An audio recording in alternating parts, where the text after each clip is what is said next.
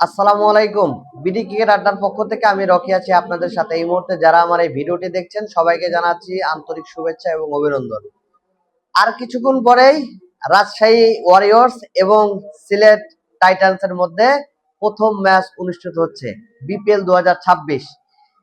গতকালকের ভিডিওতে আমি বলেছিলাম যে ভাই আমি রাজশাহী ডিভিশনের মানুষ, অবশ্যই আমি এই বিপিএল এ রাজশাহী ওয়ারিয়র্সকে সাপোর্ট করব। তো রাজশাহীর সম্ভাব্য একাদশ নিয়ে আমি একটু কথা বলবো যে আজকের ম্যাচে কারা থাকবেন সেরা 11-এ। আমার কাছে যতটুকু ইনফরমেশন আছে সেটার উপর ভিত্তি করে ভাই আমি কথা বলতেছি। তো আমার কথাই যে ভাই আবার 100-100 সত্য হবে আপনারা আবার এটা মনে করেন না, ঠিক আছে? আমি যদি টপ অর্ডার থেকে শুরু করি, মানে ব্যাটিং অর্ডার সিরিয়াল ধরে যদি আমি শুরু করি তাহলে আপনাদের বুঝতে সুবিধা হবে।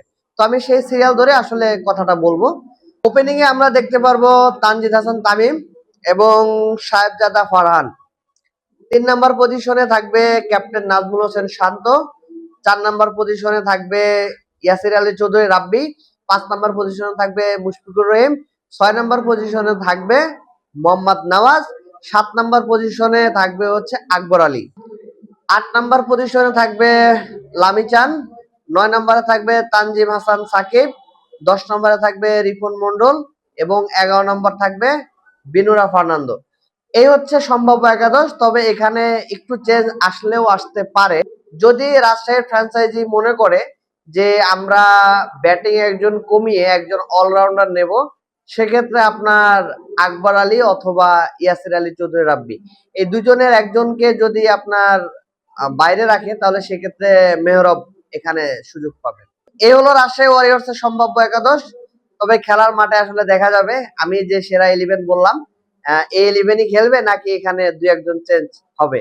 তবে হইলেও আসলে অবাক হওয়ার কিছু নেই, হইতেই পারে। এটা আসলে ফ্র্যাঞ্চাইজির ম্যানেজমেন্টের সিদ্ধান্ত।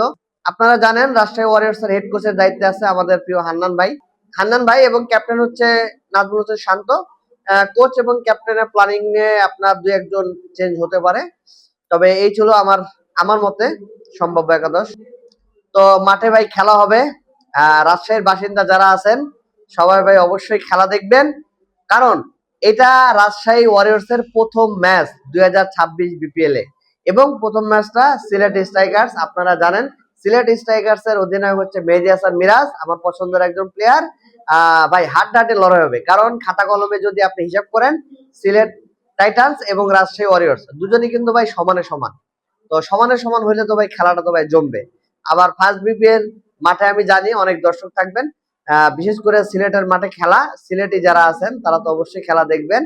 আর রাজশাহীর যারা আছেন অনেক কষ্ট করে যারা খেলার মাঠে খেলা দেখতেছেন, আপনাদের প্রতি রইল আমার ভালোবাসা। তো মোট কথা ভাই রাজশাহী ওয়ারিয়র্স এর টিমটার জন্য ভাই ভালোবাসা দোয়া রইল। আশা করি ভালো খেলবে রাজশাহী, আমাদেরকে একটা জয় উপহার দেবে। তো সবাই ভালো থাকবেন। বিডি ক্রিকেট আড্ডার পক্ষ থেকে আমি রকি আজকে বিদায় নিচ্ছি। আল্লাহ হাফেজ।